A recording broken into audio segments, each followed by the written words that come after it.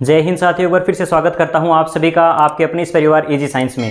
साथियों, आप सभी के लिए एक बहुत अच्छी खबर है कि फाइनली कर्मचारी चयन बोर्ड द्वारा जो शिक्षक भर्ती लेवल 2 और लेवल 1 है उसका सिलेबस फाइनली जारी कर दिया गया है। इसमें जो विस्तृत सिलेबस की लगातार हम मांग कर रहे थे वो फाइनली हमारी मांग पूरी हुई है और आज हम डिस्कस करने वाले हैं इस वीडियो में। आप सभी ने सिलेबस देख लिया होगा, लेकिन हम स्पेशली इसमें बात करेंगे कि रीट दो अब तक रीट होती आई है उसमें, और अब जो नया सिलेबस आया है इसमें साइंस मैथ्स में स्पेशली कौन कौन से बदलाव हमें देखने को मिले हैं। क्योंकि अब हमारे पास सिलेबस है तो हम अपनी जो फोर्स है अपनी जो उसको एक सही डायरेक्शन में देके हम एक अच्छी तैयारी कर सकते हैं आने वाले 5 महीनों के अंदर। तो चलिए साथियों, बात करते हैं सबसे पहले डायरेक्ट साइंस और मैथ्स के अंदर कि कौन कौन से हमें बदलाव देखने को मिले हैं।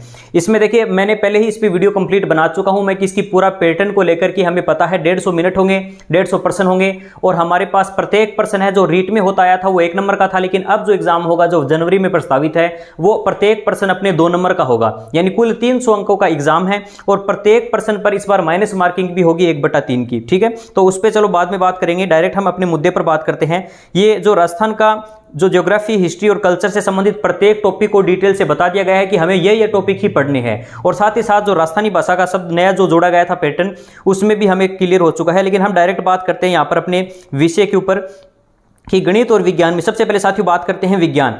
रीट में हम देखें तो वहां पर मोस्टली अलग अलग बांट रखा था कि ये बायोलॉजी का पार्ट है जिसमें हमें प्रत्येक सूक्ष्म जीव वगैरह, मानव के तंत्र वगैरह, हार्मोन है, ठीक ना, रोग, पोषण, कोशिका, सभी को डिटेल दे रखी थी। इसमें भी ठीक उसी प्रकार से बस शुरुआत इसमें परमाणु, अणु, मोल संकल्पना, रासायनिक सूत्र, परमाणु की संरचना। रियलिटी यही है साथियों, इसमें भले ही नाम अलग अलग रख दिए गए हों या मोल संकल्पना का नाम दे दिया हो, लेकिन 2015 में मोल वाले से प्रश्न आए, यानी इसमें किसी प्रकार का कोई बदलाव नहीं है। जो रीट में था वही सिलेबस में ये टॉपिक भी पहले भी था और इस बार भी है, इसमें कोई बदलाव नहीं है। तत्व, यौगिक, मिश्रण, भौतिक और रासायनिक परिवर्तन भी पहले था, इसमें कोई बदलाव नहीं है। और साथ ही साथ अगर बात करें साथियों आगे, जो रासायनिक अभिक्रिया, समीकरण, अपचयन और उपचयन वगैरह ये भी पहले से ही सिलेबस में, तो इसमें भी किसी प्रकार का कोई बदलाव नहीं है। आगे बात करें, अम्ल, क्षार, लवण, पीएच स्केल भी सेम टॉपिक रहा है पहले भी। कार्बन और उसके यौगिक, कार्बन के यौगिकों वाला टॉपिक भी रहा है, कोशिका वाला टॉपिक भी था। उत्तक, पादप, जंतु, सरल, जटिल, उत्तक, ये टॉपिक बिल्कुल नया जोड़ा गया है। हालांकि पादप वाले में हम इसके बारे में पढ़ते थे, क्योंकि इस बार जो पूरा सिलेबस है वो एनसीईआरटी की 6 से लेकर 10 तक की जो किताबों में जो जो टॉपिक दे रखे हैं उन सभी को एक अच्छा समावेशित करने की इस छोटे से सिलेबस में कोशिश की गई है। यानी आप अगर 6 से लेकर 10 तक की किताबों को एनसीईआरटी के अच्छे रूप से तैयारी करते हो तो आपको सिलेबस में कहीं भी एक भी टॉपिक में आपको दिक्कत नहीं आएगी। तो इसी पर आगे बढ़ते साथियों जी, ये जो नया टॉपिक है इसमें हम बात करें, ये टॉपिक का पहले कहीं नाम नहीं दे रखा था, हालांकि इसमें पादपों से संबंधित थोड़े बहुत हमें पढ़ने पड़ते थे। जाइलम, फ्लोएम, जटिल, जो जितने भी सरल उत्तक है, विभज्योतक उत्तक है, सारों के बारे में पढ़ते थे। यहां पर क्लियर दे दिया है। मनुष्य में या जंतुओं में जो मुख्य रूप से हम बात करते हैं, उपकला उत्तक है, संयोजी उत्तक है, पेशी उत्तक, तंत्रिका उत्तक, उनके बारे में भी पढ़ना पड़ेगा। और साथ ही साथ पादपों में भी जो विभज्योतक और जो जितने भी स्थायी उत्तक होते हैं उनके बारे में आगे बात करते हैं साथियों। नेक्स्ट जो टॉपिक है जैव प्रक्रम, यानी ह्यूमन से संबंधित जो जितने भी सिस्टम है उसमें मोस्टली पोषण का टॉपिक यहां पर अलग से दे रखा है, जिसके अंदर हमें पोषण में संबंधित जितने भी यहां पर कार्बोहाइड्रेट, वसा, प्रोटीन, उनके बारे में पढ़ना है। और साथ ही साथ पाचन तंत्र भी इसमें ही सम्मिलित है। साथ ही साथ श्वसन और इसमें श्वसन है, रक्त परिसंचरण तंत्र को यहाँ पर परिवहन लिखा हुआ है, और उत्सर्जन तंत्र, इसमें नियंत्रण, समन्वय यानी जो अपना तंत्रिका तंत्र वो भी पढ़ना पड़ेगा। और जनन से संबंधित हार्मोन, यानी इस बार हमें यह भी क्लियर कर दिया है कि आपको मनुष्य में भी कौन कौन से तंत्र पढ़ने हैं। तो मोस्टली यहां पर पाचन, श्वसन, रक्त परिसंचरण तंत्र, उत्सर्जन, तंत्रिका तंत्र, और साथ ही साथ हमें जनन तंत्र और अंतःस्रावी तंत्र यानी हार्मोन वाला भी दे रखा है। ठीक है, इसके अलावा बात करें सूक्ष्म जीवों से फैलने वाले रोग, ये पहले भी अपना शुरुआत में सजीव नजीव के बाद नेक्स्ट टॉपिक था रीट में, वही टॉपिक इस बार दिया है। जीवाणु, विषाणु, कवक, प्रोटोजोआ, ठीक है ना, ये जितने भी सूक्ष्म जीवों से संबंधित हम रोग पढ़ते हैं वो सभी को यहाँ पर अभी लाभदायक और हानिकारक दोनों पढ़ने पड़ेंगे। ठीक है, इससे संबंधित फैलने वाले रोग दे रखे हैं। यहाँ पर इस बार सही सीधा नाम नहीं दे रखा है कि लाभकारी और हानिकारक वाला, वो टॉपिक नहीं दे रखा, लेकिन फिर भी उनके बारे में हमें पढ़ना पड़ेगा थोड़ा। जैव रासायनिक चक्रण, ये टॉपिक बिल्कुल एनसीईआरटी से सीधा बुक से उठाया गया चैप्टर में से। तो इससे संबंधित जितने भी हम जो चक्कर वगैरह पढ़ते हैं, नाइट्रोजन का हो या जल चक्कर है, ये सारे इसमें रासायनिक चक्रों के बारे में हमें पढ़ना पड़ेगा। भोजन के प्रमुख अवयव, इनकी कमी से होने वाले रोग, यहाँ पर पोषण का पहले भी दे रखा है, वो पोषण की विधियों से संबंधित है मोस्टली। ठीक है, जिसमें स्वपोषी, परपोषी, वो उसके बारे में पढ़ेंगे। और अलग से यहाँ पर पोषण में अलग से दे रखा है भोजन, इसमें कार्बोहाइड्रेट, वसा, प्रोटीन, ठीक है ना, खनिज और विटामिन, सारे इनके बारे में अलग से अच्छे से पढ़ना पड़ेगा। और संतुलित भोजन का टॉपिक पहले भी था अपने। नेक्स्ट बात करें बल। अब देखो ये वाला पार्ट है, अगर बात करें इसमें फिजिक्स, इसमें बायोलॉजी और अपनी केमिस्ट्री वाला सम्मिलित है पार्ट। ठीक है, इसके अलावा अगर बात करें, आपको ये भी लगेगा साथियों कि इस बार थोड़ा सा सिलेबस है पहले की तुलना में थोड़ा सा कम ही किया गया है। ओवरऑल अगर आप देखोगे ना तो रीट के सिलेबस में और इसके सिलेबस में अगर आप साइंस का कंपैरिजन करते हैं तो आपको फाइनली ये पता चलेगा कि उसमें सिलेबस में ज्यादा पार्ट था, इसमें पार्ट बिल्कुल बहुत कम किया गया है, थोड़े बहुत टॉपिकों को थोड़ा बहुत बदलाव करके ही। मैं आपको बता भी दूंगा कि उसमें से कौन से टॉपिक थे जो इसमें बिल्कुल अलग हो गए हैं या फिर उसमें थे इसमें सम्मिलित नहीं किए गए हैं, और आपको चलिए पता भी चल जाएगा। धीरे धीरे बात करते हैं थोड़ा सा फिजिक्स के बारे में साथियों। फिजिक्स के अंदर अगर बात करें तो सबसे पहले शुरुआत वहां भी बल और गति से संबंधित नियमों की हुई थी, ठीक है। तो जितने भी गति के नियम हैं और बल एवं गति के बारे में पहले भी ये दे रखा था। विद्युत धारा, उसमें सीधा सीधा विद्युत धारा के बारे में बता रखा था। इस बार इसमें जो संयोजन है जितना भी प्रतिरोधों का, ठीक है ना, वो संयोजन वगैरह टॉपिक भी साथ में अलग से इसमें क्लियर कर दिया गया है कि इससे संबंधित भी प्रश्न आपके आ सकते हैं। इसमें इसका चुंबकीय और रासायनिक प्रभाव, ये पहले भी विद्युत का टॉपिक था, उसमें ही चीज सम्मिलित थी। लास्ट बार इससे बजाय अगर देखें ना तो उसमें बिल्कुल ही टॉपिकों के सिर्फ नाम दे रखे थे, अंदर कहां तक आ सकता था उसके बारे में नहीं बता रखा था। इसमें बिल्कुल क्लियर कर दिया गया है कि ये विद्युत धारा का टॉपिक है, तो इसमें ये टॉपिक से संबंधित भी प्रश्न आपके आ सकते हैं। और ये सीधा का सीधा आपको अगर इसका लेवल की बात करें तो ये सीधा सीधा आपको 10th क्लास की किताब में बिल्कुल मिल जाएगा। गुरुत्वाकर्षण का बिल्कुल दिया गया है। पिछली बार इस केपलर का नाम नहीं था, जो गति के नियम है, खास करके ग्रहों की गति के नियम, केपलर का पिछली बार नाम नहीं था, हालांकि इसमें पढ़ते थे हम गुरुत्वाकर्षण वगैरह में ही। और उत्प्लावकता, आर्किमिडीज का सिद्धांत, इनके नाम नहीं थे लेकिन ये टॉपिक हमें पढ़ना पड़ता था।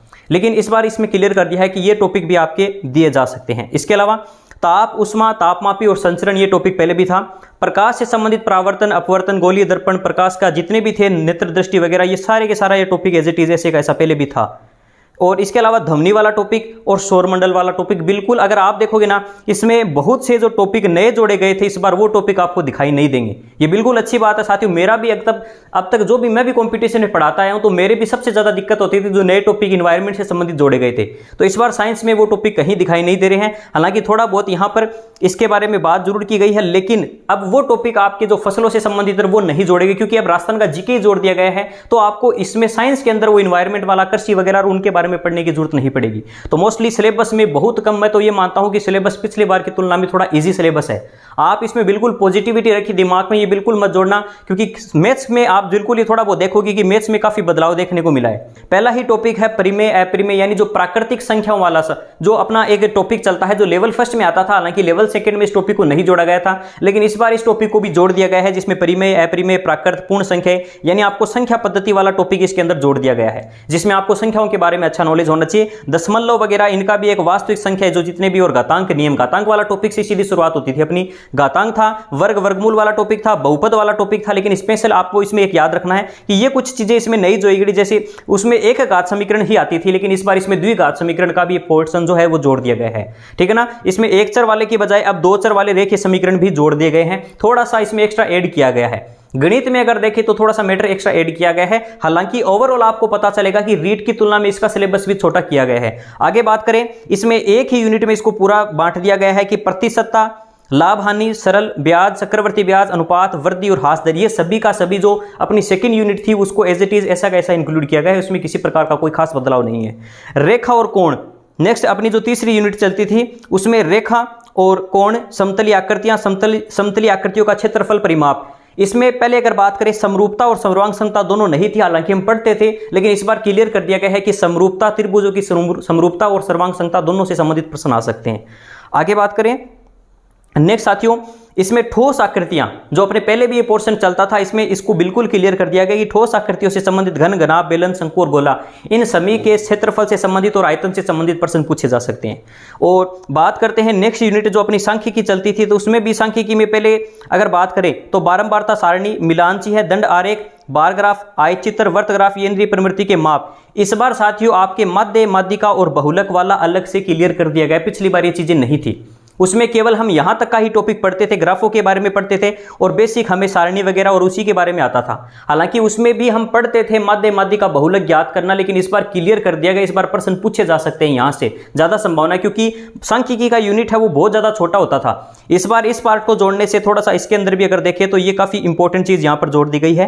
तो सांख्यिकी में भी थोड़ा सा बदलाव हमें देखने को मिला है। रही बात प्रायिकता, जो एज इट इज दे रखा है, प्रायिकता, प्रायोगिक और सिद्धांतिक दृष्टिकोण, यानी जो प्रायिकता का बेसिक 6 से लेकर 10 तक का ही जो है, लेकिन मोस्टली 6 से लेकर 10 तक अब तक जो प्रायिकता के अगर लास्ट तक हम देखें, दोनों ही रीट में प्रायिकता के सिंपल से एक बार पासे का प्रश्न आया है और इसी से संबंधित एक बार सिंपल प्रश्न पहले भी पूछा गया था। अब बात करते साथियों ओवरऑल अगर देखें, आप दोनों के सिलेबस को अगर अच्छे से एनालाइज करेंगे कि रीट के सिलेबस में और इसके सिलेबस में अगर आप ओवरऑल देखेंगे तो आपको पता चलेगा कि बहुत सा ऐसा पार्ट है जिसमें हमारे लिए चीज़ों को आसान कर दिया गया है। गणित और विज्ञान दोनों ही विषय के अंदर, हालांकि गणित में आपको कुछ चीजें एक्स्ट्रा देखने को मिली होंगी, जहां पर अगर द्विघातीय समीकरण है, इसमें माध्य माध्यिका जो बहुलक है उसको जोड़ना है, तो ये कुछ चीजें आपको एक्स्ट्रा लग सकती है। लेकिन ओवरऑल अगर आप साइंस का पोर्शन देखोगे ना, तो साइंस में खास करके मैथ्स वाले स्टूडेंट जिनको खास करके दिक्कत आती थी बहुत से विषयों के अंदर, आप इसमें देखोगे ना तो आपको पादपों से संबंधित आपको इसमें काफी पार्ट कम कर दिया गया। जो सबसे ज्यादा बोटनी का पार्ट रहता था लेवल फर्स्ट यूनिट के अंदर, खास करके जो लेवल सेकंड के अंदर, उसका अगर आप देखोगे ना तो इसमें क्लियर कर दिया गया है कि पादपों से संबंधित उत्तक दे रखे हैं। केवल पादपों में स्पेशल अलग से कोई बोटनी का ज्यादा पोर्शन नहीं रखा गया है, जिसके कारण आपकी बायोलॉजी में जो नंबर कटते थे वो अब कटना थोड़ा सा मुझे लगता है कि आपके लिए काफी चीजें आसान होगी। तो आपको ये सिलेबस कैसा लग रहा है और आप इसके बारे में आपके क्या विचार है, आप भी अपने विचार जरूर इस कमेंट के माध्यम से व्यक्त करना। मैं भी कोशिश करूंगा प्रत्येक जितने साइंस में जितने भी पोर्शन के जितने भी पार्ट है उनकी तैयारी किस प्रकार हमें करनी है, 6 से लेकर 10 तक की एनसीईआरटी में जो जिस प्रकार के बहुत सारे अगर पढ़ने में दिक्कत आती है तो उसी से संबंधित कंप्लीट एक वीडियो लेकर आऊंगा। मैं भी इतने दिन यही वेट कर रहा था कि एक बार अच्छे से सिलेबस आने के बाद हम एक राइट डायरेक्शन में अपनी फोर्स लगाने की कोशिश करेंगे।